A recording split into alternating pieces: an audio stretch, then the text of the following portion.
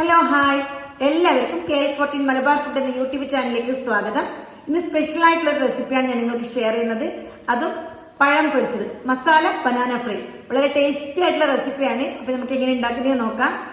ഞങ്ങളെ കാസർഗോഡ് ട്രെൻഡിങ് ആയിക്കൊണ്ടിരിക്കുന്ന ഒരു പഴംപൊരി റെസിപ്പിയാണ് ഞാൻ നിങ്ങൾക്ക് ഷെയർ ചെയ്യുന്നത്.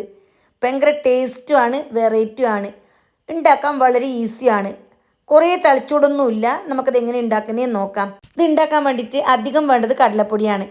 കടലപ്പൊടി ഞാനിവിടെ 250 ml മെഷർമെൻറ്റ് കപ്പിൽ 1 കപ്പ് എടുത്തിട്ടുണ്ട്. പിന്നെ ഇതിലേക്ക് വേണ്ടത് അരിപ്പൊടി, പച്ചരിപ്പൊടി എടുക്കണം, പത്തലിൻ്റെ പൊടിയല്ല. ഇനി പച്ചരിപ്പൊടി ഇല്ല എങ്കിൽ മൈദ ഉണ്ടല്ലോ അതെടുത്താൽ മതി. 1/4 കപ്പ് ഇട്ട് കൊടുത്ത് 1 ടീസ്പൂൺ ചെറിയ ജീരകം, 3/4 ടീസ്പൂൺ ഉപ്പ്, 1/4 ടീസ്പൂണിനടുത്ത് അപ്പക്കാരം, വളരെ കുറച്ച് അപ്പക്കാരം മതി. പിന്നെ ഏകദേശം 3/4 ടേബിൾ സ്പൂൺ മുളക് പൊടി ചേർത്ത് കൊടുത്തിട്ടുണ്ട്. പിന്നെ 1 ടീസ്പൂൺ ഗരം മസാല, ഇതെല്ലാം കൂടി ചേർത്ത് പിന്നെ നല്ലോണം കലക്കിയിട്ടെടുക്കണം. അപ്പോൾ ആവശ്യത്തിന് വെള്ളം ഒഴിച്ച് കൊടുത്തിട്ട് വേണം കലക്കിയിട്ടെടുക്കാൻ വേണ്ടിയിട്ട്. ഞാൻ ഇതിലേക്ക് 3/4 കപ്പാണ് വെള്ളം ഒഴിച്ചിട്ടുള്ളത്.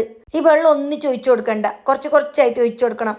കടലപ്പൊടി ഉണ്ടല്ലോ അതിങ്ങനെ ബോൾ പോലെ ഉരുണ്ടിട്ട് വരും. അപ്പോൾ അതിനും വേണ്ടിയിട്ട് ഒന്നാകെ കൊടുക്കാണ്ട് കുറച്ച് ഒഴിച്ചു കൊടുത്തിട്ട് കലക്കിയിട്ട് പേസ്റ്റ് പോലെ ആക്കിയിട്ട് 1 മണിക്കൂർ റെസ്റ്റ് ചെയ്യാൻ വേണ്ടിയിട്ട് വെക്കണം. 1 കപ്പ് വെള്ളം എടുത്തിട്ടുണ്ടതിന് 1/4 കപ്പ് വെള്ളം ബാക്കിയുണ്ട്. 1 മണിക്കൂറിന് ശേഷം ഇതിലേക്ക് കുറച്ച് സാധനം കൂടി ചേർക്കാനുണ്ട്. നിങ്ങൾക്ക് വേണമെങ്കിൽ മാത്രം ചേർത്ത് കൊടുത്താൽ മതി.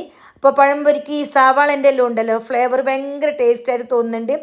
1 സവാളൻ്റെ പകുതി ഭാഗം വളരെ ചെറുതായിട്ട് അരിഞ്ഞത്, കുറച്ച് കറിച്ചപ്പിളിയും കുറച്ച് മല്ലിച്ചപ്പിളിയും അത് ചെറുതായിട്ട് ഇട്ട് കൊടുത്തിട്ടുണ്ട്. എന്നിട്ട് നല്ലോണം മിക്സ് ആക്കിയിട്ട് എടുക്കണം. പിന്നെ ഞാൻ ഇതിലേക്ക് കുറച്ച് കറുത്ത എള്ളുണ്ടല്ലോ അത് ഇട്ട് കൊടുക്കുന്നുണ്ട്. 1 ടീസ്പൂൺ മതി, കൂടുതലൊന്നും വേണമെന്നില്ല. അത് നിങ്ങൾക്ക് വേണമെന്നുണ്ടെങ്കിൽ മാത്രം ഇട്ട് കൊടുത്താൽ മതി. എന്നിട്ട് നല്ലോണം മിക്സ് ആക്കിയിട്ട് പെട്ടെന്ന് തന്നെ ഫ്രൈ ആക്കുക. 1 മണിക്കൂർ റെസ്റ്റ് ചെയ്ത മാവല്ലേ, നല്ല പോലെ മാവ് സോഫ്റ്റ് ആയിട്ടുള്ള വന്നിട്ടുണ്ട്. ഇനി ഞാനിവിടെ 2 നേന്ത്രപ്പഴമാണ് എടുത്തിട്ടുള്ളത്. അത് അത്യാവശ്യം കട്ടിക്ക് തന്നെ മുറിച്ചിട്ട് എടുക്കണം, വളരെ തിന്നാണ്ട, അതായത് തെളുപ്പായി പോണ്ട. എന്താ ഈ ഒരു കാണുന്നില്ലേ, ഈ ഒരു പരുവത്തിൽ കട്ടാക്കിയിട്ട് എടുക്കണം.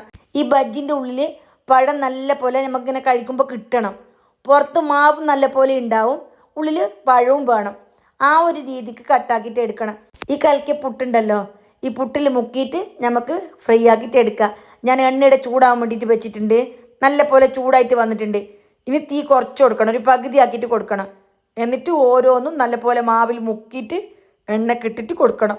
മാവ് നല്ലോണം റെസ്റ്റ് ചെയ്ത മാവല്ലേ, തീ കൂടിപ്പോയെങ്കിൽ പെട്ടെന്ന് കളർ ചേഞ്ച് ആവും. എന്നിട്ട് മീഡിയം ടു ലോ ഫ്ലെയിമിൽ തന്നെ 2-3 പ്രാവശ്യം തിരിച്ചും മറിച്ചും ഇട്ടിട്ട് ഇത് കാച്ചിട്ട് എടുക്കണം. ഇത് ഭയങ്കര ടേസ്റ്റാണ്.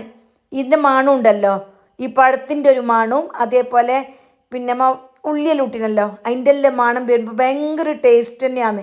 വേണമെന്നുണ്ടെങ്കിൽ ഇഞ്ചി ചെറുതായിട്ട് അരിഞ്ഞതും ചേർത്ത് കൊടുക്കുക. പിന്നെ കായപ്പൊടിൻ്റെ ടേസ്റ്റ് ഇഷ്ടമുണ്ടെങ്കിൽ അത് ഇട്ട് കൊടുക്കുക. അങ്ങനെയല്ലേ നമുക്ക് ഇട്ട് കൊടുക്കുക. ചെറിയ തീയിൽ തന്നെ ഞാൻ എന്താക്കി നല്ലോണം മൊരിച്ചിട്ട് എടുത്തിട്ടുണ്ട്. ഈ ഒരു ചോന്ന കളറാകുമ്പോൾ എണ്ണയിൽ നിന്ന് എടുക്കണം, ഡാർക്ക് ആവാൻ നിൽക്കണ്ട.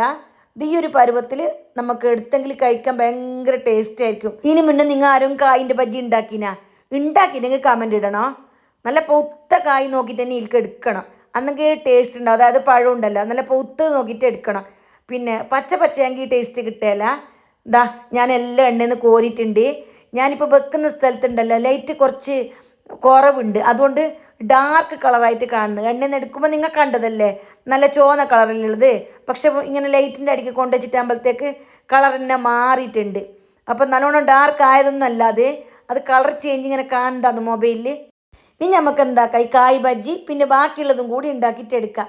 സാധാരണ നമ്മളെ കാസർഗോട്ടുകാർക്ക് പ്രധാനപ്പെട്ട ഐറ്റമാണ് ഈ കായ് കാച്ചത്. കായ് കാച്ചതും ബീഫ് കറിയും ഭയങ്കര ടേസ്റ്റ് തന്നെ. നമുക്ക് കായ് കാച്ചതും ബീഫ് കറിയും 2 തരത്തിൽ കഴിക്കാം. ഒന്ന് കായ് കാച്ചൻ്റെ മീത്തേക്ക് നല്ല മുള്ളിൽ വെച്ച ബീഫ് ഒഴിച്ചിട്ട് അങ്ങനെ മുക്കിയിട്ട് കഴിക്കാം. പിന്നൊന്നും എങ്ങനെ അറിയോ, ബീഫിൻ്റെ എല്ലാം മസാലയാക്കിയിട്ട് ഈ കായ് കാച്ചിയതും ബായൻ്റെ ചപ്പലിൽ 2 ഒക്കെ പൊതിഞ്ഞിട്ട് ആവി കയറ്റിയിട്ടില്ലേ അങ്ങനെ ആക്കിയിട്ട് കഴിക്കലുണ്ടോ, അതും ഭയങ്കര ടേസ്റ്റ് തന്നെ. അപ്പം നിങ്ങൾ എങ്ങനെ വേണം കഴിക്കാൻ, സാധാരണ കട്ടൻ ചായയും ഇതേപോലത്തെ കായ് ബജ്ജിയും കൂട്ടിയിട്ട് കഴിച്ചെങ്കിൽ അതും ടേസ്റ്റ് തന്നെ. അപ്പോൾ എങ്ങനെയെങ്കിലും സാരമില്ല, നിങ്ങൾ ഒരിക്കലും ഈ പോലെ ഒന്ന് ആക്കിയിട്ട് നോക്ക്. ഇത് ഞങ്ങളെ കാസർഗോഡ് ഇപ്പോൾ ഭയങ്കര ട്രെൻഡിങ് ആയിക്കൊണ്ടിരിക്കുന്ന ഒരു റെസിപ്പിയാണ്. കുറേ ഫേമസ് ഒന്നും ആയിട്ടാ, അതാ ഇപ്പോൾ ട്രെൻഡിങ് ആയിക്കൊണ്ടിരിക്കുന്നതേ ഉള്ളൂ. അപ്പോൾ അതുകൊണ്ട് നിങ്ങൾ എല്ലാവരും ഈ റെസിപ്പി ഉണ്ടല്ലോ ഒന്ന് ട്രൈ ചെയ്ത് നോക്കണം. വലിയ ഹോട്ടലിൽ മാത്രമേ ഇപ്പോൾ ഇത് കിട്ടലുള്ളൂ. തീർച്ചയായിട്ടും എൻ്റെ എല്ലാ ചങ്ങായിമാർക്കും ഇത് ഇഷ്ടപ്പെടും. സാധാരണ എല്ലാം കായ് കാച്ചത് മധുരം ഇട്ടിട്ടും മധുരം ഇടാണ്ടും കഴിക്കലുണ്ട്.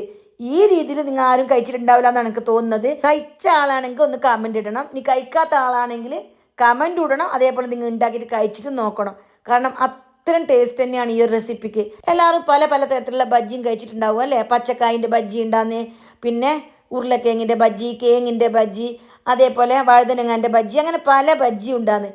ഇപ്പോൾ കായ് വെച്ചിട്ട് ബജ്ജി ഉണ്ടാക്കിയിട്ടുണ്ടോ? ഇല്ലല്ലോ. തീർച്ചയായിട്ടും ഉണ്ടാക്കിയിട്ട് നോക്കണം. ഉണ്ടാക്കിയെങ്കിൽ നിങ്ങൾക്ക് എല്ലാവർക്കും ഭയങ്കരമായിട്ട് ഇഷ്ടപ്പെടും. ഉണ്ടാക്കി നോക്കിയതിന് ശേഷം നിങ്ങളുടെ വിലയേറിയ അഭിപ്രായങ്ങളും ഉപദേശങ്ങളും എല്ലാം എനിക്ക് കമൻ്റായിട്ട് അറിയിക്കുകയും വേണം. ഞങ്ങളെ കാസർഗോട്ടാറെ പുതിയ പുതിയ റെസിപ്പീസ് എല്ലാം ഞാൻ അപ്പം അപ്ലോഡ് ചെയ്യും. തീർച്ചയായിട്ടും നിങ്ങളെല്ലാവരും എനിക്ക് സപ്പോർട്ടാക്കണം. പുതിയ ചാനലായതുകൊണ്ടാണ് ഞാൻ പിന്നെയും പറയുന്നത്. അപ്പോൾ വീണ്ടും കാണാം. ജസാക്കല്ലാഹ് ഖൈർ.